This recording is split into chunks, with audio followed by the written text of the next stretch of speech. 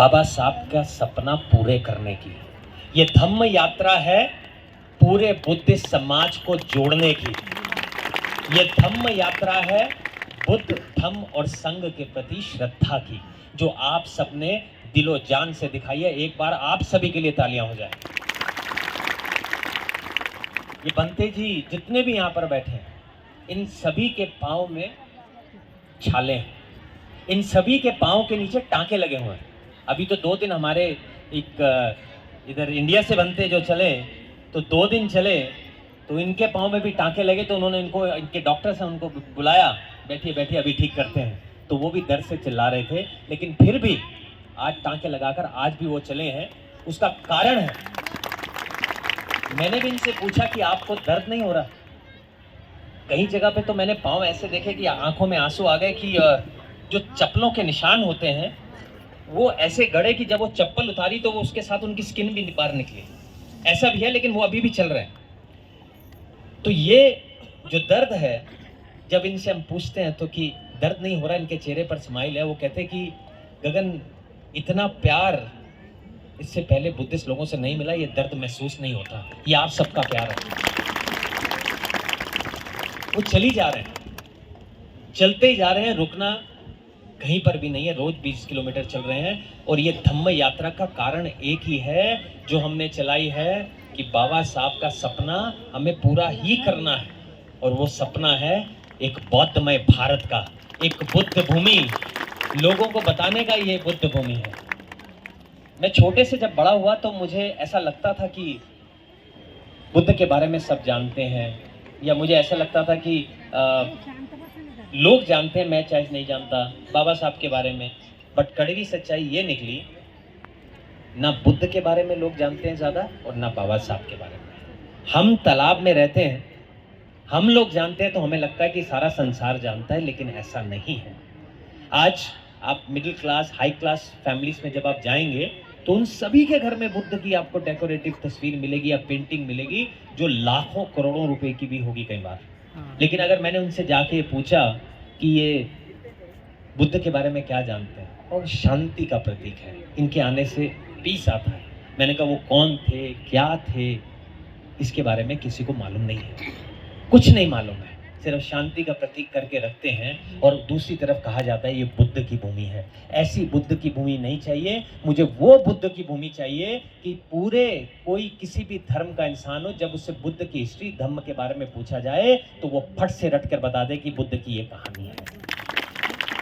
बाबा साहब के बारे में बात करते हैं। मैं तो श्रीलंका में बुद्धिस्ट बना, यहाँ पर आया, मुझे भी सिर्फ इतना मालूम था कि बाबा साहब ने संविधान लिखा है भारत का, और अंबेडकर जयंती के दिन हमारे स्कूल की छुट्टी होती है।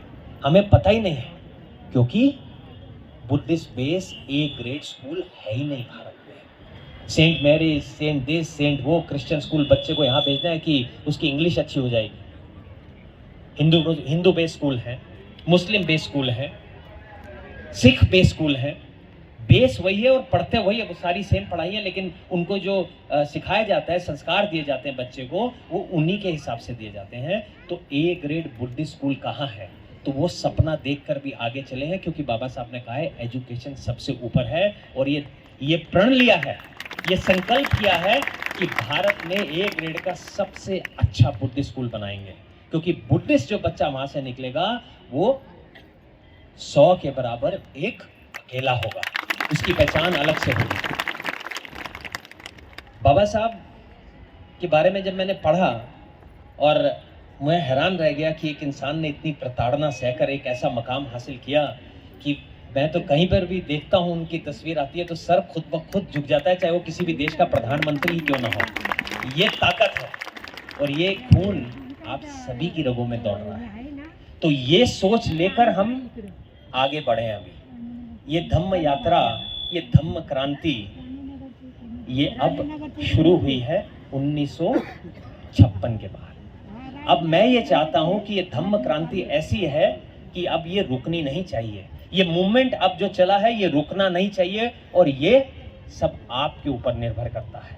ये जो कार्य है, कई बार लोग मुझे कहते हैं, मैंने सिद्धार्थ जी से भी कहा, मैंने बाकी यहाँ के ऑर्गेनाइजर से भी कहा, सबसे कहा ये बात याद रखना आप सभी लोग, ये धम्म यात्रा कांग्रेस, बीजेपी या किसी और थर्ड फोर्थ पॉलिटिकल पार्टी की यात्रा नहीं है। ये यात्रा धम्म की यात्रा है, जिसके कारण से आप सब लोग यहाँ नतमस्तक हुए लोग देख रहे हैं आप यहाँ पर। और जिस प्रकार आप सब लोग बाबा साहब को अपना मानते हैं, मेरे बाबा साहब, हमारे बाबा साहब, और ऐसे ही जिस दिन आपको ये लगेगा कि हर वो कार्य धम्म का जो है वो मेरा अपना है, तो समझ लेना हम लोग बौद्धमय भारत की ओर बढ़ना शुरू हो चुके हैं।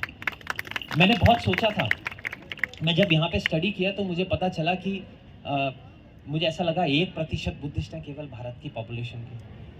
कैसे मुझे लड़ना पड़ेगा, बहुत से लोगों से लड़ना पड़ेगा, दूसरी जगह पे जाकर लड़ना पड़ेगा। लेकिन जब मैं यहाँ पर आया तो मुझे पता चला मुझे बाहर के लोगों से तो लड़ना ही नहीं है, मेरी लड़ाई अपनों से ही है। वो अपनों से इसलिए है क्योंकि अपनों में एकता नहीं है। आज एक ऊपर जाना चाहेगा तो 10 लोग टांग खींच के नीचे लाएंगे।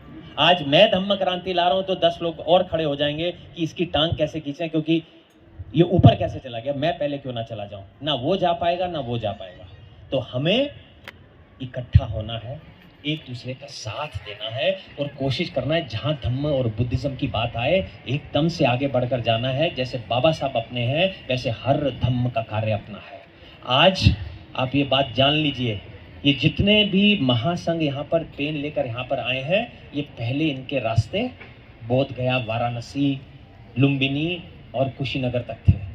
इनको यहाँ पर इसीलिए लाया गया है कि एक बार आप देखिए तो सही कि भारत के सच्चे बुद्धिस्ट कौन हैं, किनके कारण आज भारत में बुद्धिज्म जिंदा है। उन महामानव डॉक्टर अंबेडकर को जानिए तो सही। और आज इस बात का एहसास पूरा थाईलैंड कर रहा है कि हाँ, ये है भारत के सच्चे बुद्धिस्ट। और ये बात बहुत दूर तक जा चुकी है, इतनी दूर तक जा चुकी है कि बहुत जल्द थाईलैंड की मॉनेस्ट्री में बाबा साहब अंबेडकर का एक पुतला लगाया जा रहा है।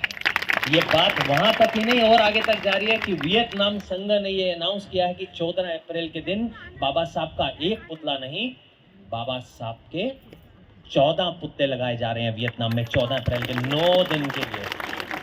तो ये जो क्रांति अब चली है, ये कोशिश करिएगा, ये रुकनी नहीं चाहिए। आप कंप्लीट बुद्धिस्ट तभी होते हैं, पूर्ण बुद्धिस्ट तभी होते हैं जब आप बुद्धिज्म का प्रचार प्रसार करते हैं, धम्म का प्रचार प्रसार करते हैं अपनी ड्यूटी समझकर। लेकिन सच तो ये है, ये बात नासिक में आके मेरी छाती जो है बहुत चौड़ी हुई है। ये मैंने देख लिया है कि आप लोग वाकई में सच्चे बुद्धिस्ट हैं, आपने दिखा दिया है। और मैं और अब बहुत ज़्यादा टाइम नहीं लेना चाहूँगा। एक बार सिद्धार्थ अत्तिमीरे जी का मैं शुक्रिया इस दिल से इसलिए करना चाहता हूँ, इसलिए नहीं कि वो मेरे दोस्त हैं। देखिए, पॉलिटिकल पावर, कई बार पैसा, फंड, सपोर्ट सब लोगों के पास होता है, लेकिन जैसे सम्राट अशोक के पास में था, लेकिन बहुत कम लोगों में वो जिगरा होता है कि वो सारा अपना जो जोश है, जो ताकत है, वो धम्म के कार्य में लगाएं। आज अगर ये नहीं होते तो शायद इतनी बड़ी धम्म रैली नहीं हो पाती। एक बार एक संकल्प तो 84,000 बुद्ध मूर्तियों का मैंने ले ही रखा है। उस समय मुझे ये लगा था कि मैं सम्राट नहीं हूँ। अगर सम्राट होता तो जैसे सम्राट अशोक ने 84,000 स्तूप बनवाए थे, तो शायद मैं भी 84,000 स्तूप बनवाता। लेकिन इस धम्म यात्रा के बाद मुझे सम्राट जैसा ही महसूस हो रहा है और मैं संकल्प लेता हूँ कि अब 84,000 स्तूप की बारी भी शुरू हो जाएगी, जगह जगह स्तूप लगाए जाएंगे। आप सबका बहुत बहुत शुक्रिया इतना साथ देने का। अब हमें अगले कार्यक्रम में जाना है, ज़्यादा समय नहीं लूँगा। नमो बुद्धाय, जय भीम, जय भीम। लेकिन ऐसा पहुंचना जरूरी है, इनको भी सिखा दिया जय भीम। बोला नमो बुद्धाय अधूरा है भाई भारत में, क्योंकि भारत में अगर आप बुद्धिज्म जो भी देख रहे हैं उसके पीछे एक ही कारण है, महामानव बाबा साहब अंबेडकर। तो जय भीम जब भी बोले, इनके कानों में रात को आवाज गूंजनी चाहिए कि जय भीम का नारा सबसे स्ट्रॉन्ग है। जय भीम, जय भीम। Thank you.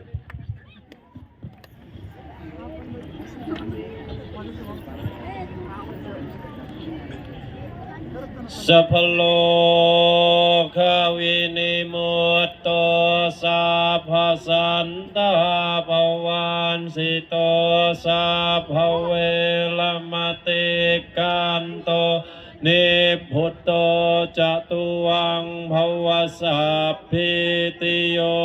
इवाञ्छन्तु साफलो วินาศตุมาเตภวัตวันตรา สุขีธิกายุโกภวะอภิวาทนาสิลิสนิจอุทธาปจายโนจัตตารโอธรรมาวัฏันติอายุวันโนสุขังภะลังสาธุ สาธุ สาธุ